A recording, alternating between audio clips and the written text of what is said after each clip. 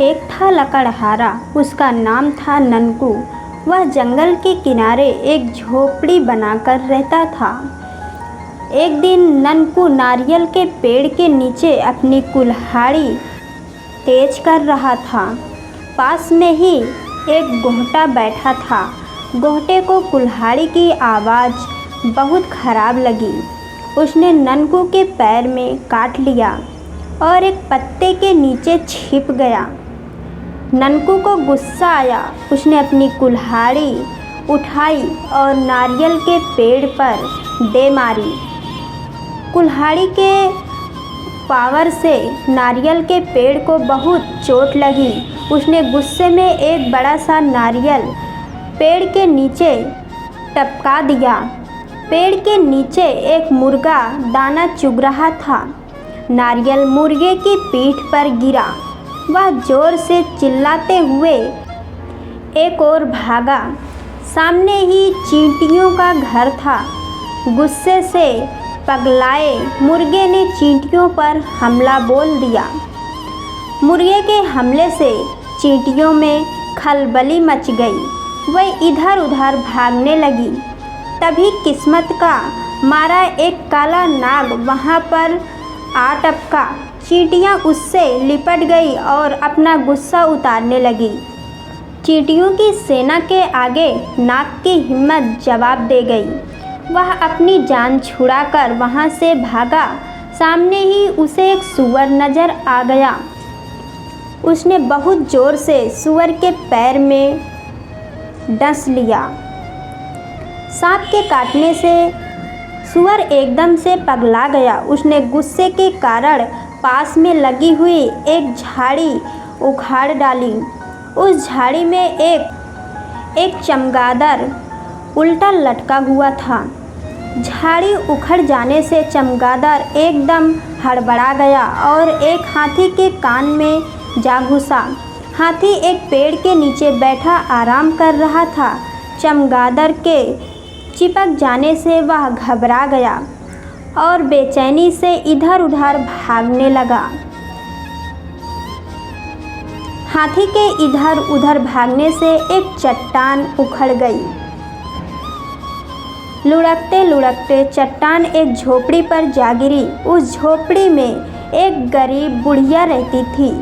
चट्टान के गिरने से बुढ़िया की झोपड़ी तहस नहस हो गई। अपनी झोपड़ी की दुर्दशा देखकर बुढ़िया का पारा 7वें आसमान पर जा पहुंचा। वह चिल्लाकर बोली, पत्थर रे पत्थर, तूने मेरी झोपड़ी तोड़ दी। तुझे इसका हर्जाना देना होगा। बुढ़िया की बात सुनकर चट्टान घबरा गई। भला वह हर्जाना कहाँ से लाती। वह बुढ़िया से गिड़गिड़ा कर बोली, अम्मा, इसमें सारी गलती उस पागल हाथी की है जिसने मुझे ठोकर मारी। ना वह मुझे ठोकर मारता, ना मैं यहाँ आकर गिरती और ना ही तुम्हारी झोपड़ी टूटती। इसलिए तुम्हें ये शिकायत हाथी से करनी चाहिए। बुढ़िया को चट्टान की बात माननी पड़ी। वह गुस्से से भरी हुई हाथी के पास पहुँची। हाथी रे हाथी, तुम्हारी वजह से मेरे घर की छत टूट गई। तुम्हें इसका हर्जाना देना होगा। बुढ़िया की बात सुनकर हाथी एकदम से हड़बड़ा गया। आखिर गलती तो उसी की थी, लेकिन वह हर्जाना कहाँ से लाता। वह अपनी गलती चमगादड़ पर मरता हुआ बोला, नहीं नहीं बुढ़िया माँ, इसमें गलती तो चमगादड़ की है। वह दुष्ट मेरे कान में घुस गया था। इसी वजह से मैं एकदम से हड़बड़ा गया और चट्टान लुढ़क गई। इसलिए तुम्हें अपना हर्जाना भी चमगादड़ से वसूलना चाहिए। अपने पैर पटकती हुई बुढ़िया चमगादड़ के पास पहुंची। वह आंख बंद करके सोने की कोशिश कर रहा था। बुढ़िया की आवाज़ सुनकर वह एकदम से बिगड़ गया। वाह वाह, मैं क्यों हर्जाना देने लगा। तूने मुझे पागल समझा है क्या? अगर तुम हर्जना चाहती हो तो उस सुअर को खोजो, उसी की सारी गलती है। इसने कहते कहते चमगादड़ ने आंखें बंद कर ली। बुढ़िया का मन हुआ कि वह चमगादड़ के बच्चे को उठाकर पटक दे, पर उसने अपना गुस्सा पी लिया और सुअर की खोज में निकली। थोड़ी दूर पर सुअर जमीन पर लेटा रहा था। जैसे ही बुढ़िया ने उससे हर्जने की बात की, वह भड़क गया और डपट कर बोला, मैं तो यहाँ दर्द के मारे मरा जा रहा हूँ और तुम्हें अपनी झोपड़ी की पड़ी है। अगर तुम्हें दम है तो उस नाग के पास जाओ और अपना हर्जना मांगो। सुअर की बात सुनकर बुढ़िया खींच उठी। ये तो वही बात हुई कि उल्टा चोर कोतवाल को डांटे, लेकिन बुढ़िया कर भी क्या सकती थी। उसने चुप रहने ही बेहतर समझा और नाग को खोजने निकल पड़ी। नाग अपने बिल के पास बैठा रहा, कहाँ रहा था। बुढ़िया की बात सुनकर वह बोला, मैं तो बड़े मज़े से नाग राजा बोला भाग रहा था। कमबख्त चींटियों ने मुझे घेर लिया और काटने लगी। तुम ही बताओ, मैंने उन चींटियों का क्या बिगाड़ा था? कहते हुए नाग खिसकने लगा। नाग के आंसू देखकर बुढ़िया चुप हो गई। वह आगे बढ़ी और चींटियों के पास जा पहुंची। बुढ़िया की बात सुनकर चींटियों की रानी बोली, हमारा तो खुद ही घर बिगड़ गया है। बताओ हम किसके पास जाएं हर्जना मांगने?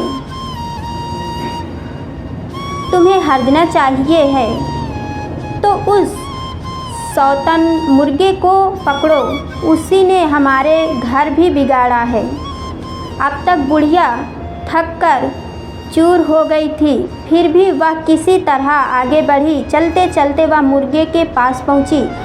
मुर्गा बुढ़िया की बात पर बोला, देखती नहीं मैं दर्द से बिलबिला रहा हूँ।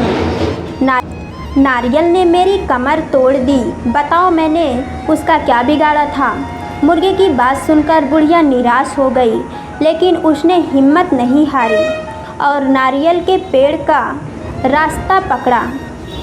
नारियल का पेड़ उस समय मस्ती में झूम रहा था।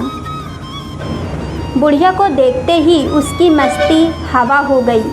वह अपनी गलती लकड़हारे पर ठोकता हुआ बोला, तुम ही बताओ बुढ़िया माई, ननकू ने मुझ पर कुल्हाड़ी क्यों चलाई? इसमें तो सरासर उसकी ही गलती है।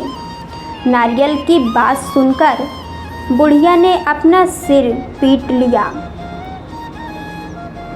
पर मरती क्या ना करती। थक हार कर उस अपनी किस्मत को कोसती हुई वह ननकू लकड़हारे के पास पहुंची। ननकू अपने घर के पास बैठा हुआ था, पैर में दवाई लगा रहा था। वह बुढ़िया को डपट कर बोला, देखती नहीं मेरे पैर में घूंटा ने काट लिया है। बड़ी आई हर्जना मांगने वाली, जा उस घूंटे को खोज और उसी से अपना हर्जना वसूल। ननकू की बात सुनकर बुढ़िया की सिट्टी पिट्टी गुम हो गई।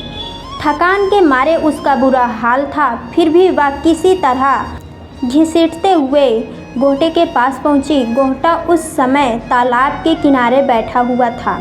बुढ़िया ने उस खूब सारी खोटी सुनाई और अपनी झोपड़ी का हर्जना मांगा। घोंटा सिर झुकाए उसकी बातें सुनता रहा। वह अपनी गलती किसी और पर नहीं ठोपना चाहता था। उसे अपने किए पर बहुत पछतावा हुआ। वह पानी में कूद गया और शर्म के कारण अपना सिर एक खोल में छिपा लिया। बुढ़िया काफ़ी देर तक बड़बड़ाती रही और फिर निराश होकर अपने घर लौट आई। उस दिन के बाद घोंटा कभी घोल के बाहर नहीं निकला। अब तक उसे अपनी गलती का एहसास है। इसलिए वह किसी को अपना मुंह नहीं दिखाता। कम से कम वह उन सबसे तो अच्छा ही है जो अपना दोष दूसरों पर मढ़ते रहते हैं।